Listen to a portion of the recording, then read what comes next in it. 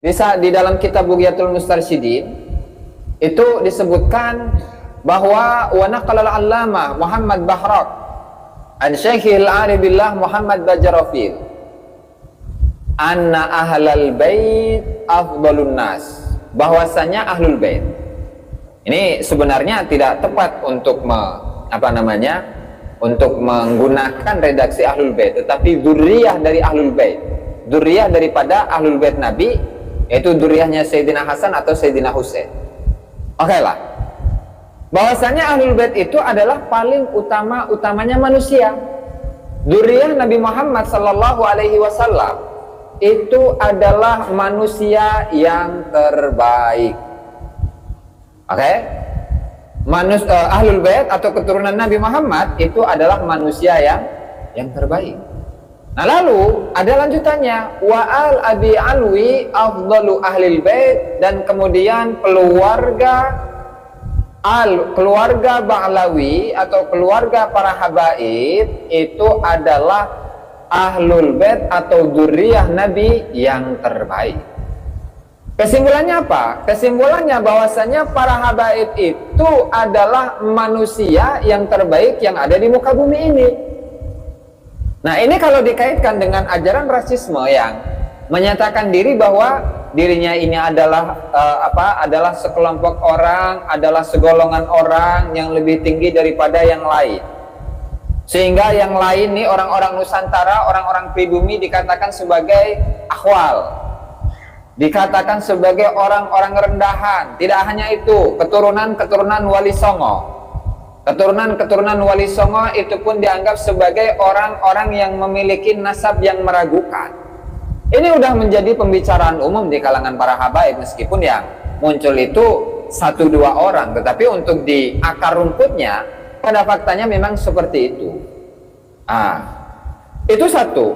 Artinya apa? Artinya dalam keterangan yang ada di dalam kitab Bughyatul Mustarsyidin, bahwasanya kalangan para habaib Ba'lawi itu adalah ras yang tertinggi di muka bumi ini. Wali Songonya dianggap sebagai keluarganya, ya. Kemudian keturunannya tidak diaku.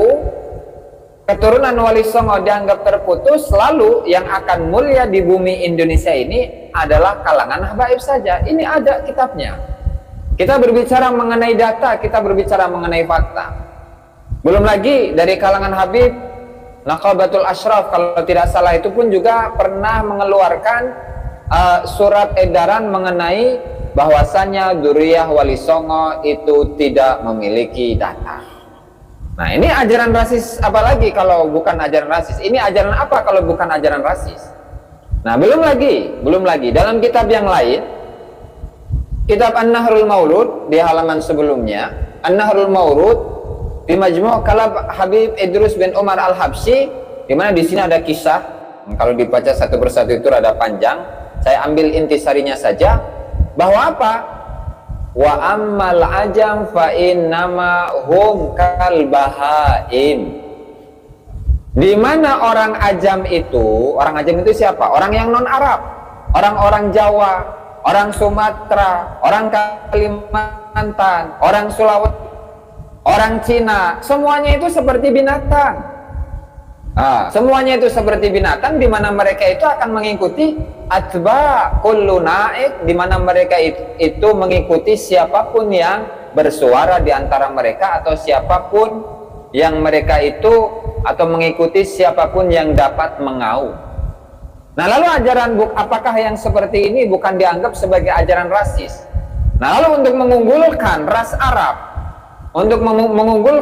Arab, bagaimana? Ya, karena orang Arab itu memiliki satu sifat, ya. Orang Arab itu memiliki satu sifat di mana mereka itu tidak mau tunduk kepada siapapun, ya kan? Maka di sini dikatakan fa inna ma hamalahum alal ikhtilaf, mereka selalu patgon, mereka itu selalu bertengkar. Orang Arab itu selalu bermusuhan. Kemudian masing-masing dari mereka itu mengklaim dirinya lah yang paling pantas untuk menjadi pemimpin. Dan itu dianggap oleh Habib ini sebagai apa? Sebagai sifat-sifat yang sempurna. Jadi bukanlah sifat yang sempurna itu ketika seseorang itu bisa berdamai, menciptakan suatu kondisi yang aman, yang tentram, yang nyaman di kalangan masyarakat, tetapi saling bermusuhan itu adalah sifat kesempurnaan. Ini logika yang mana yang menyatakan seperti itu? Artinya ajaran-ajaran seperti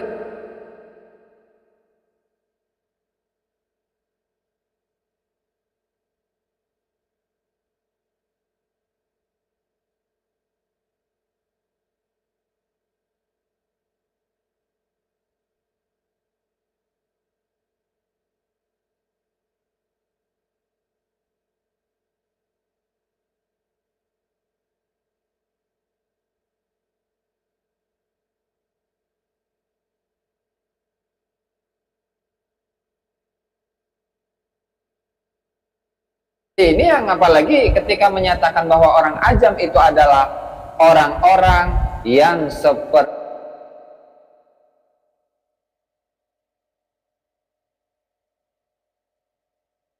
binatang, ini sudah ajaran rasis. Pertama, tadi dinyatakan habaib itu adalah ras tertinggi di muka bumi ini, sebaik-baiknya manusia. Satu. Kemudian yang kedua di sini, di mana orang ajam disebut sebagai binatang. Padahal kita ini kan manusia. Sama-sama hidup di Indonesia, sama-sama makan di Indonesia, sama-sama tidur di Indonesia. Apalagi kemarin tuh waktu sebelum hari Lebaran, orang-orang yang tidak percaya dengan nasabnya Balawi disebut sebagai monyet. Astagfirullahaladzim. Padahal biasa itu, dia itu yang berkomentar itu, Rizik Syihab itu biasa untuk menganjing babikan orang lain, mengiblis-ibliskan orang lain. Giliran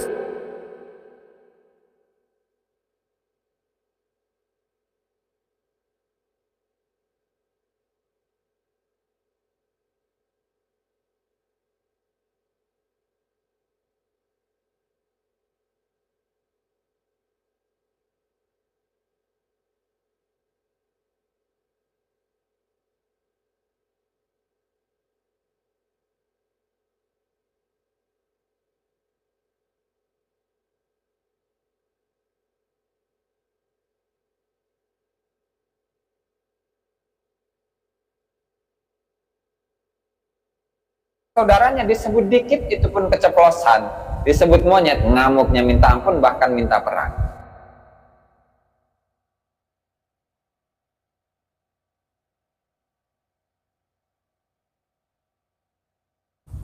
Nah itulah modal utama sebenarnya kenapa dia itu berani untuk mencaci maki orang lain, karena nasab, merasa diri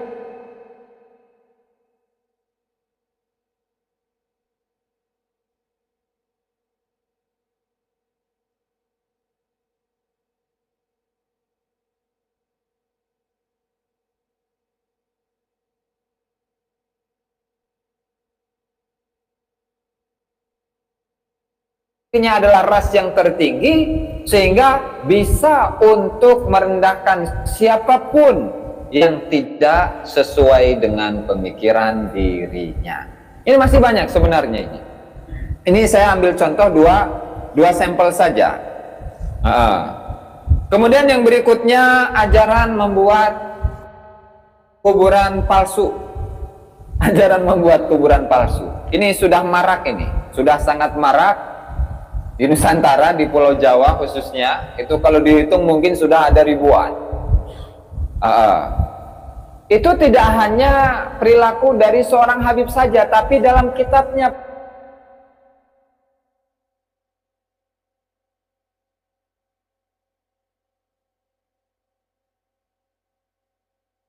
pun ada mengajarkan itu. Dalam kitabnya itu pun juga mengajarkan untuk membuat kuburan palsu, di mana ketika seseorang itu tidak bisa untuk menziarahi kuburan seorang wali, bahkan tidak hanya kuburan wali, kuburan seorang nabi sekalipun boleh angsal didamel. Makanya di sini. Coba kita ulas bersama-sama untuk lebih jelas ya. Ini di halaman berapa ini? Nggak ada halamannya. Dari kitab An-Nahrul Maurud, B ya, membuat kuburan palsu. Langsung saja pada teks Arabnya.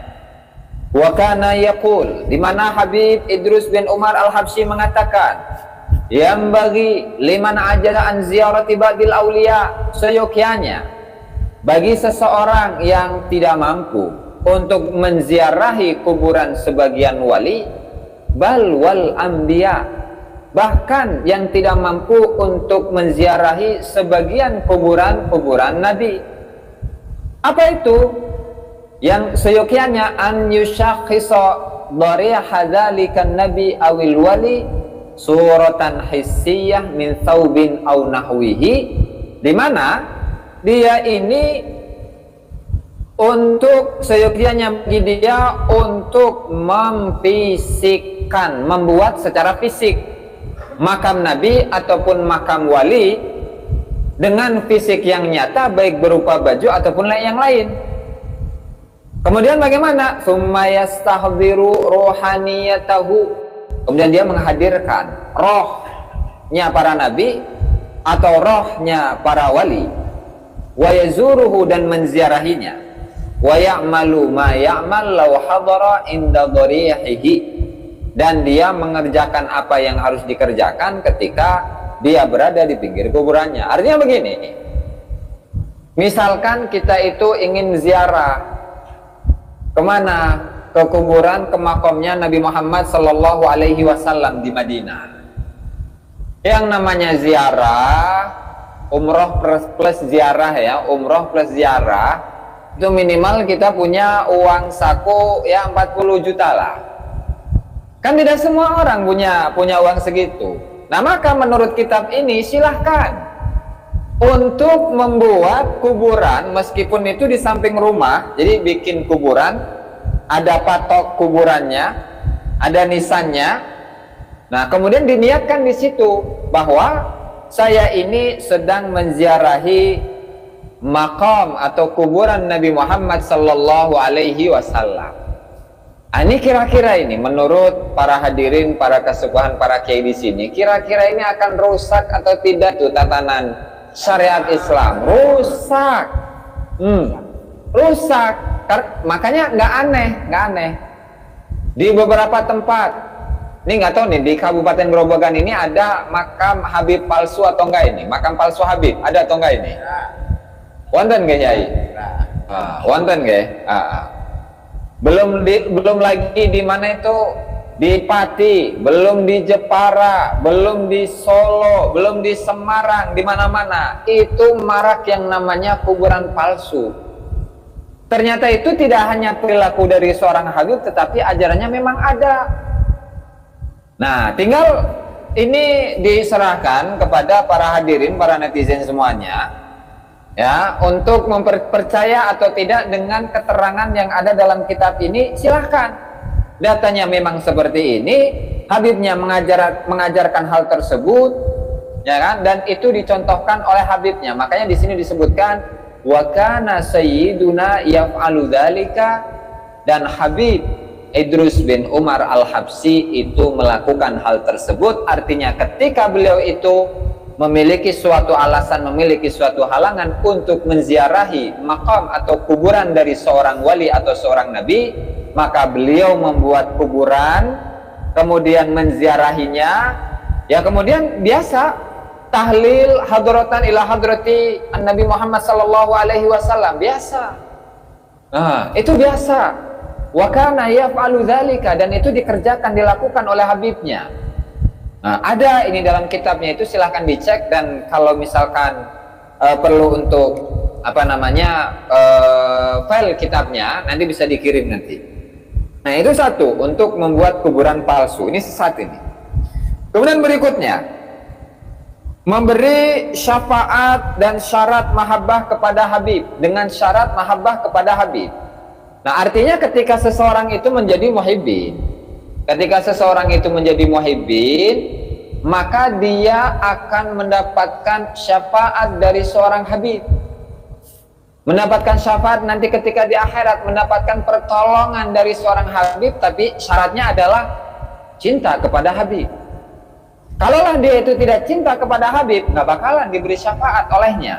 Dan ini pun ada keterangannya di dalam kitab Qurratul Ain dengan mengutip dari kitab Al-Qirtas fi Manaqib Umar bin Abdurrahman Al-Attas, di mana Habib Ali bin Hasan Al-Attas mengatakan innal akabira minas sadah al-ba'alawi al-abi alwi, di mana tokoh-tokoh pembesar dari kalangan para habaib Ba'alawi la yaqnaun, mereka itu tidak akan memiliki sifat qanaah, tidak memiliki sifat qanaah hatta takuna li ahadihim khamsu hisal, di mana kecuali mereka itu sudah memenuhi 5 poin atau 5 hal. 1, al-ula takunu layalihi kulluha kalailatil qadri allati khairun min alfi syahr, di mana malam-malamnya itu malam biasa itu harus bisa seperti posisinya malam Lailatul Qadar.